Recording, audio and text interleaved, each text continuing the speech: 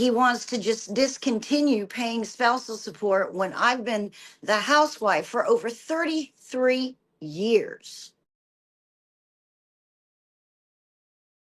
In the matter of the marriage of Kathy Ann Pulse and John Albert Pulse, case number 2024 DM 349.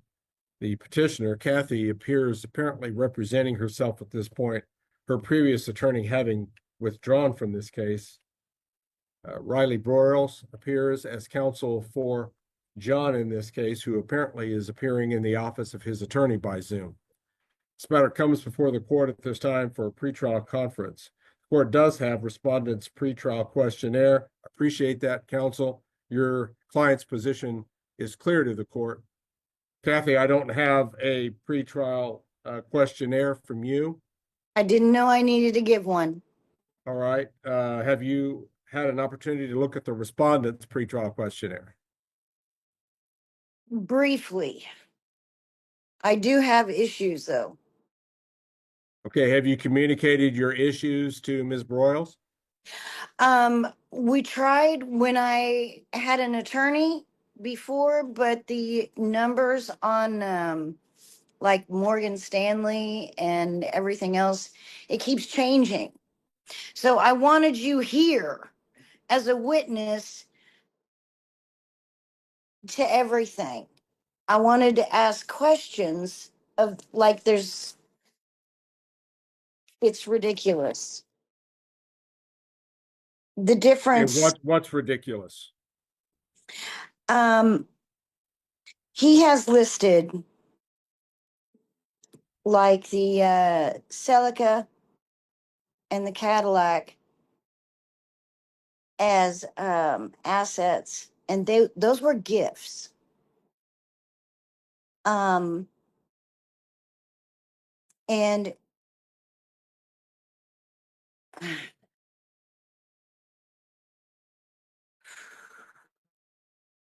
the original amounts that were on listed, like the Morgan Stanley, for it was originally 820,432 and 11 cents, and now it's 800,758.55. That's almost a difference of $20,000. And the portfolio management, there's a difference of almost 15. And the UMA 4897, there's a difference of almost, well, a little over 7,100. All right. Can you explain these discrepancies, Ms. Broyles? Yes, to a degree, Your Honor. So the original amounts that we had listed were from a old spreadsheet, and then we were able, from Morgan Stanley, and then we were able to obtain more accurate information from Morgan Stanley with updated statements, and so we updated the spreadsheets accordingly. The first couple spreadsheets, we didn't have all of the information we needed, but since that time, we have received the correct information, and I believe, I have to double check my emails, but I believe we provided that information to Ms. Pulse's previous attorney way prior to her withdrawal in the case, Your Honor. All right. Is there consistency in the valuation date on this spreadsheet? Yes, I believe they're as close as we can get it, Your Honor. There should be. Okay. Okay, well, wait a minute. The date.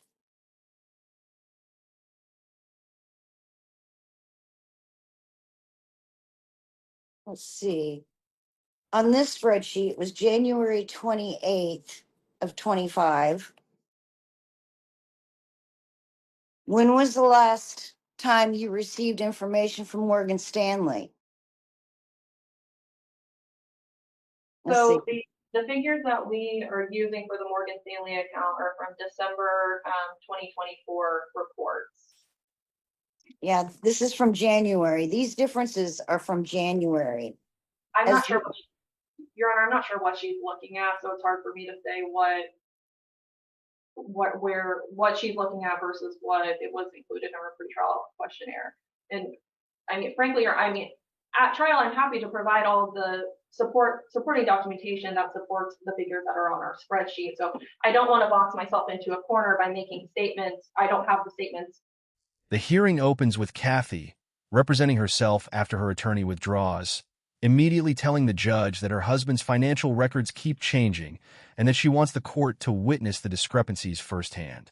She points to thousands of dollars in unexplained differences across multiple Morgan Stanley accounts and questions why gifted vehicles are listed as marital assets. The husband's attorney responds that the earlier figures came from outdated spreadsheets and insists the newer statements are accurate. The exchange instantly establishes the central conflict of the divorce, raising questions about missing money, disputed assets, and whether the financial disclosures can be trusted, making it a strong opening that hooks viewers into the case. I wasn't prepared to fully discuss those today, so. All right. Oh, So you're requesting this court establish a valuation date, essentially of date of filing, which would relate back to September of 2024. Is that correct, Ms. Broyles? Yes, Your Honor. Right. I will say, kind of a caveat, one of our, the Morgan Stanley figures that we're going off of are from a December 2024 report that we have. And that was as close as, I believe, as close as we could get it to the date of filing. All right. Is there any problem with that being the valuation date, Kathy? no, not at all, but the numbers have changed. I mean, even the one that I received today have changed since January. Right. I'm not surprised that This, account values would change even on a monthly basis. Either they're going to oh, go up or down. absolutely, but it was ordered by the court for accounts to be frozen at the November 1st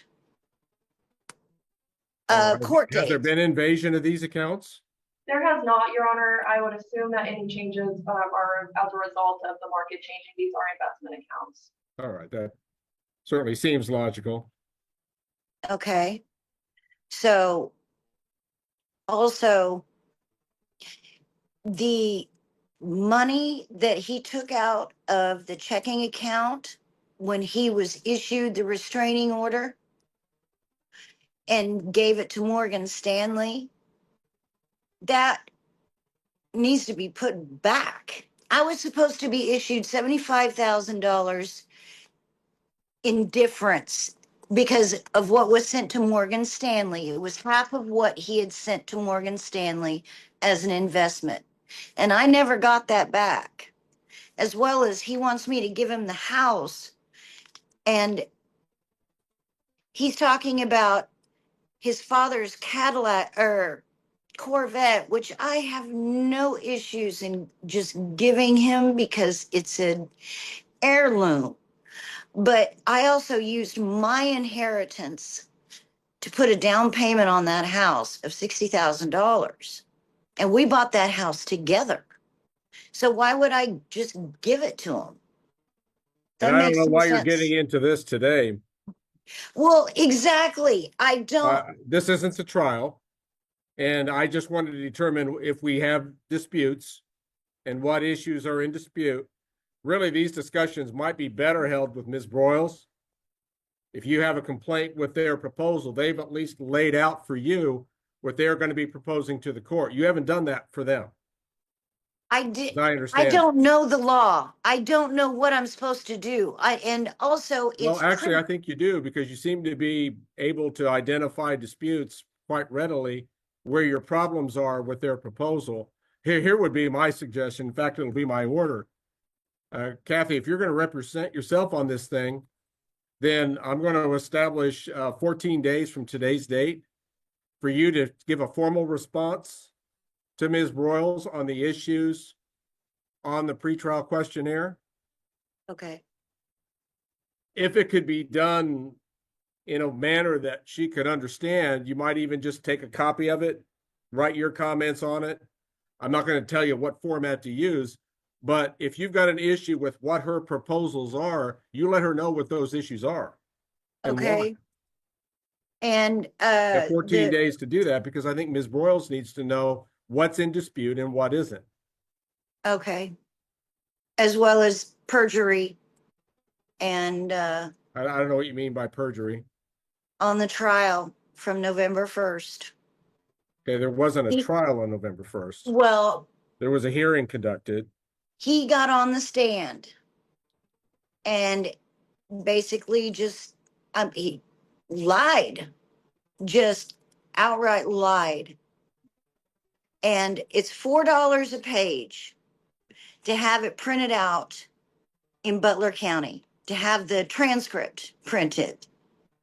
I can't afford that. And he's supposed to pay his alimony on the first of every month. Last month he didn't pay it until the 10th. This month I still haven't gotten it. He took everything we had. I don't have a job. I'm disabled. I'm upset. And I Okay, think are you receiving disability from a government? no, no. No? Oh, okay. He stole my identity. Everybody is I'm using going my to object. identity. These are baseless allegations, perjury, identity theft. There's no basis for these allegations. I'm going to object to this line of. So noted. Again, she's not under oath. It's not testimony. She may have a basis for what she's saying and she may not. I'm not going to try to sort that out today. Just be careful what you say here, Kathy. I just hope that if you are going to make accusations, you got proof to back it up. I do. Okay. That's the kind of thing that we sort out at the trial. The discussion escalates as Kathy claims investment accounts were supposed to be frozen, accuses her husband of moving money, and argues she never received her share after funds were transferred to Morgan Stanley. She also disputes ownership of the marital home, explaining she invested her inheritance into its purchase. The judge repeatedly reminds her that this is only a pretrial conference and orders her to formally respond to the opposing side within 14 days. Tensions rise further when Kathy accuses her husband of lying under oath, failing to pay alimony on time, identity theft, and forgery, prompting immediate objections from opposing counsel. The judge warns her that such serious accusations will require evidence at trial. At least right now, I don't have a real perception that there's anything that's undisputed. If so, very little. We've got Well, issues regarding property valuation, property division, perhaps spousal support. mm-hmm. Those issues still exist. The fact of the matter is I just wanted it to be fair and equal and reasonable. I mean, he wants to just discontinue paying spousal support when I've been the housewife for over 33 years. So, yeah, Are you capable of rejoining the workforce? no, because I pretty much gave up my mobility, having children, raising those children. I used to get ablations on my lower back. They give 8 different sections of my lower back. I can't afford that anymore. And I had to quit jobs because of the pain. I do not take pain medicine. I do not drink. So, yeah, there's not much I can do.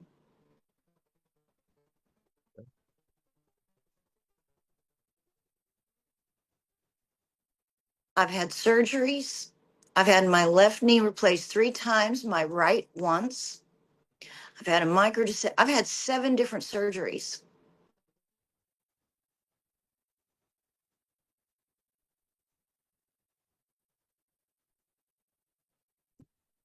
All right, Ms. Broyles, unfortunately, this court does not have May or June trial dates to offer.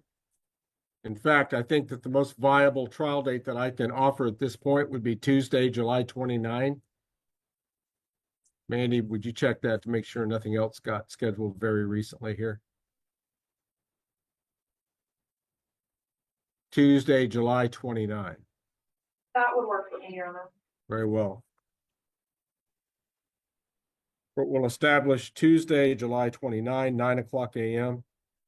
Courtroom B, in person, Butler County Judicial Center in El Dorado, Kansas.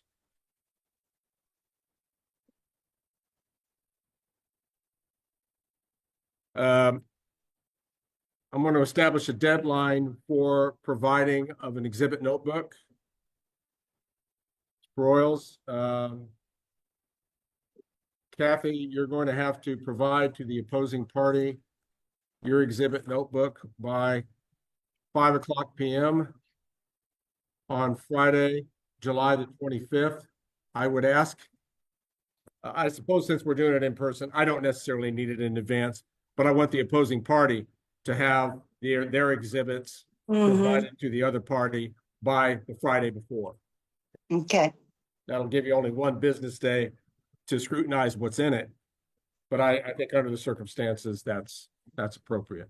Friday, July 25th by 5:00, exchange of any documentary exhibit that you intend to introduce. I would prefer it to be in an organized notebook form. Okay. Broyles, I know you're quite familiar how to do that. I trust Kathy will also do the same. I'll seek some advice. Okay. So what it comes down to, Kathy, you're going to need probably to make 3 of them. You're going to need one to provide to Ms. Broyles. You're going to need one for yourself. You're going to need one for the court. Okay. That is if there are any documents that you intend to introduce. Mm-hmm. And I kind of get the impression that you might. Mm-hmm. And it's your decision to represent yourself in this case? am going to try and find counsel. I don't know if I can afford any. So, yeah, it'll probably be myself then.